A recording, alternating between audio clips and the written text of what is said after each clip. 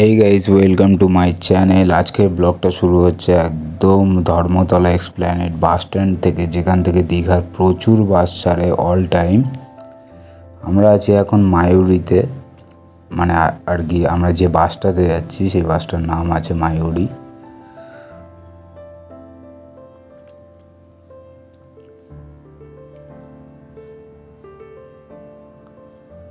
তোমরা সরাসরি চলে আসতে পারো একদম ধর্মতলা এক্সপ্ল্যানেড বাস স্ট্যান্ড, যে কাউকে জিজ্ঞাসা করলে বলে দেবে। ওখান থেকে তোমরা ডাইরেক্ট এসে বাস বুকিং করতে পারো। এছাড়া তোমরা রেড বাস থেকেও বাস বুকিং করে নিতে পারো অনলাইনে। আমি রেড বাস থেকে বাস বুকিং করেছিলাম। আমরা যাচ্ছি 5 জন। আমাদের বাসের ভাড়া পড়েছিল 350 টাকা করে। হেই গাইস, আমরা পৌঁছে গেছি ওল্ড দীঘাতে। আমরা বেরিয়েছিলাম কাল রাত 11টায় আর পৌঁছেছি ভোর 3:30 বাজে এখন। তোমরা দেখতে পাচ্ছ ওল্ড দীঘার সি বিচের একদম সামনে আছি আমরা। এখনো সূর্য ওঠেনি। আমরা একদম ভোরবেলা পৌঁছে গিয়েছি। আমরা 2 রাত 3 দিন এখানে থাকবো। দেখতে দেখতে সূর্যের আলো ফুটছে, সূর্যোদয়টা আমরা দেখব।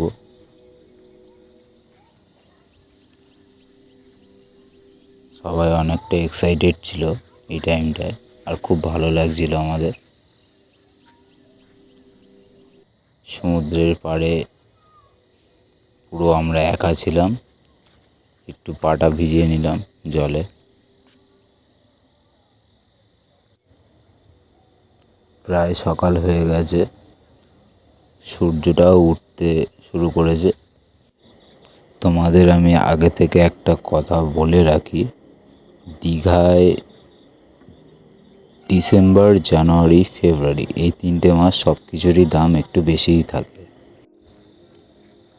দীঘায় তোমার খাওয়া দাওয়ার দিক থেকে পার ডে তোমার 150 টাকার মধ্যে কমপ্লিট হয়ে যাবে।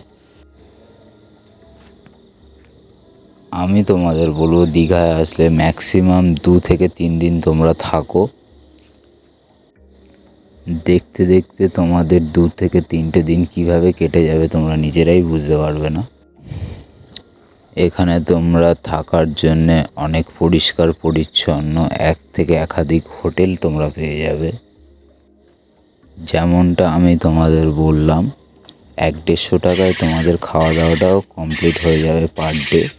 সকালে তোমরা 20 থেকে 30 টাকার মধ্যে ভালো ব্রেকফাস্ট করে নিতে পারবে। দুপুরে তোমরা খাওয়া দাওয়া করে নিতে পারবে 60 থেকে 80 টাকার ভিতরে। আর তোমরা এখানে পেয়ে যাবে 80 টাকায় আনলিমিটেড বিরিয়ানি। হেই গাইস, আজকে আমাদের দীঘায় নেক্সট দিন। আজকে আমরা ওল্ড দীঘা থেকে বেরিয়ে গেছি উদয়পুর বিচের উদ্দেশ্যে। ওখান থেকে আমরা টোটো ধরে নিয়েছিলাম, যেখানে আমাদের পার হেড 30 টাকা করে ভাড়া পড়েছে। কালকে রাতে আর ভিডিওটা করা হয়নি আমার, একেবারে সকাল থেকেই আবার ব্লগটা শুরু করলাম আমি। আমরা এখন যাচ্ছি উদয়পুর সি বিচে। মোটামুটি আমরা পৌঁছে গিয়েছি। দেখতে পাচ্ছ আজকে এখানে অনেকটাই ভিড় আছে।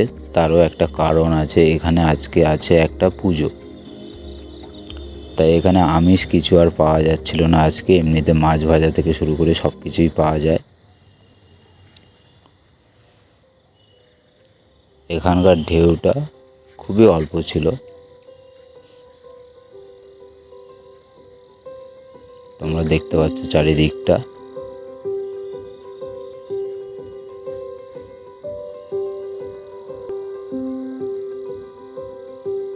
আমরা উদয়পুর বিচ থেকে হাঁটতে হাঁটতে বেরিয়ে গিয়েছিলাম ওল্ড দীঘার বিচের উদ্দেশ্যে, মানে পুরো বিচটা ধরেই। তোমরা ম্যাপে দেখলে বুঝতে পারবে। তাই আমরা সেই বুঝে উদয়পুর বিচ থেকে পুরো ওল্ড দীঘা বিচে চলে এসেছিলাম।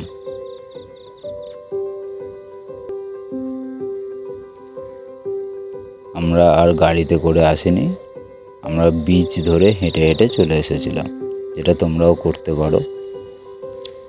এখানে আমরা দেখে নিয়েছিলাম সানসেট। যেটা খুবই সুন্দর লাগছিল। তোমাদের জন্য আলাদাভাবে আমি একটা শর্ট ভিডিও তৈরি করে দেব বাস বুকিংয়ের।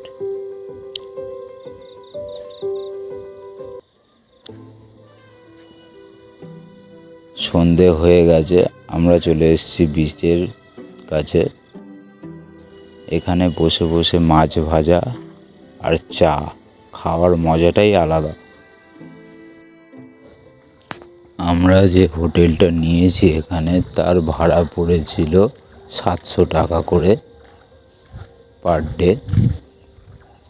আমি তোমাদের জন্য একটা করে শর্ট ভিডিও আপলোড করে দেব আমার চ্যানেলে, আলাদা আলাদাভাবে দীঘার বাস বুকিং থেকে শুরু করে দীঘায় হোটেল আমরা কোনটা নিয়েছিলাম সেটারও একটা আলাদা শর্ট ভিডিও আমি আপলোড করব তোমাদের জন্যে। আর এখানে আমরা একটা জায়গায় আনলিমিটেড বিরিয়ানি খেয়েছিলাম 80 টাকায়, সেটাও আপলোড করে দেব আমি। এখানে তোমরা রাতেরবেলা পেয়ে যাবে নানা রকম দোকান, যেখানে তোমরা সমুদ্র থেকে আনা শঙ্খ ঝিনুক দিয়ে তৈরি অনেক রকম মূর্তি পেয়ে যাবে। আমিও একটা নিয়েছিলাম।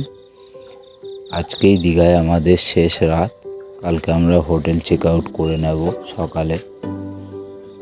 কালকে দুপুর 11টায় আমাদের বাস আছে ওল্ড দীঘা বাস স্ট্যান্ড থেকে।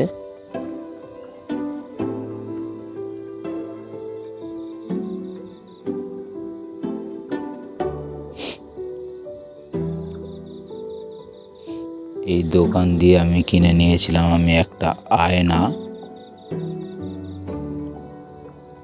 আয়নাগুলো বেশ সুন্দর ছিল। আমার বন্ধুর মুখগুলোতে আরো ভালো লাগছিল।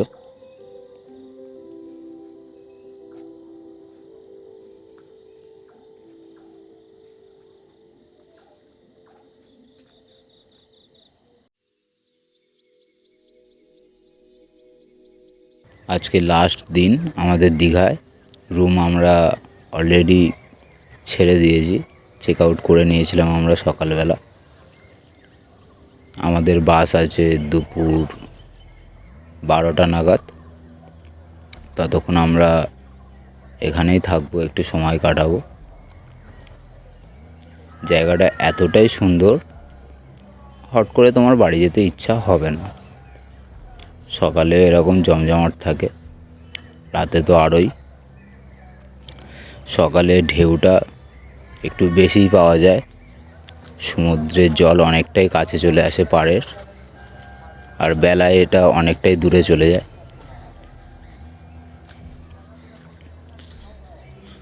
যত দিকে তাকাবে, চারিদিকে যত দূরই তাকাবে তত দূরই সমুদ্র আর সমুদ্র।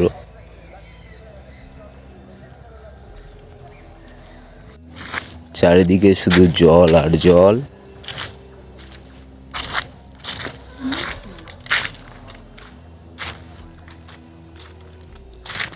সকালবেলাতেই লোকজন ভিড় করে দিয়েছে, একদম অনেকটাই ভিড় আছে এখানে।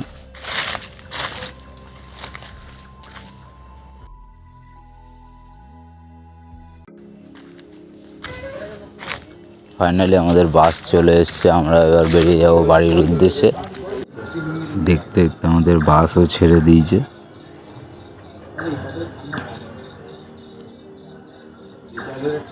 আমাদের এখন সোজা নিয়ে যাবে এক্সপ্ল্যানেড বাস স্ট্যান্ড।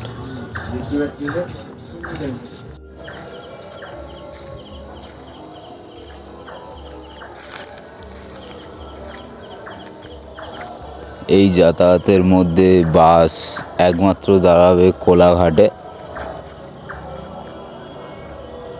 ওখানে তোমরা কিছু খেয়ে দিয়ে নিতে পারো।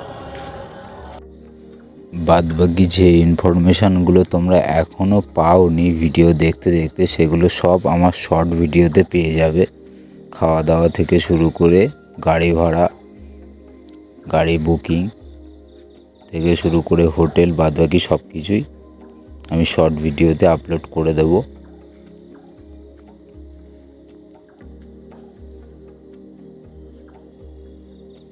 দেখতে দেখতে প্রায় আমাদের 2-3 ঘন্টা কেটে গেছে বাসে। অবশেষে আমরা কলকাতায় ঢুকে গেছি। একটু পরে এক্সপ্ল্যানেড বাস স্ট্যান্ড চলে আসবে। আমি দীঘায় ছিলাম 2 রাত 3 দিন। এই পর্যন্ত আমার খরচা হয়ে গেছিল 2500 টাকা।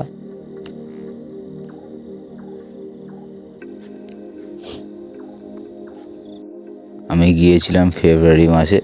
তোমরা আরেকটু দেরি করে গেলে আরও কম রেটে সব কিছু পেয়ে যাবে, আরও কম খরচায় তোমাদের মিটে যাবে। দেখা হচ্ছে তোমাদের সাথে নতুন একটা ব্লগে।